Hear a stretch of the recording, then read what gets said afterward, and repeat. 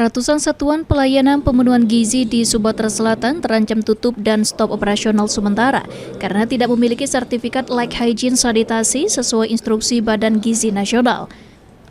Hal itu disampaikan Wakil Kepala BGN Irjen Pol Purnawirawan Sony Sanjaya. Menurutnya, tercatat ada sekitar 308 SPPG di Sumatera Selatan yang belum memiliki sertifikat layak. Angka itu mengacu jumlah penerima MBG di angka 1.909.425 orang se-Sumatera Selatan dari total 708 penyedia dapur. Sementara dari data yang didapatkan BGN, baru ada sekitar 400 SPPG yang memiliki SLHS. SLHS sendiri merupakan bukti bahwa sebuah dapur atau tempat pengelolaan makanan telah memenuhi standar kebersihan, sanitasi, serta kelayakan produksi pangan sesuai regulasi kesehatan.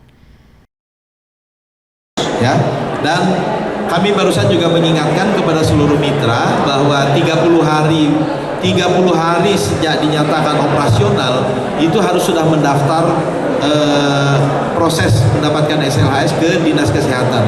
Apabila dalam 30 hari belum juga mendaftar, maka kami akan memberikan suspend, ya, penghentian sementara sampai mitra mendaftarkan SLHS ke Dinas Kesehatan. BGN dan pemerintah daerah pun mendorong percepatan pengurusan sertifikasi SLHS.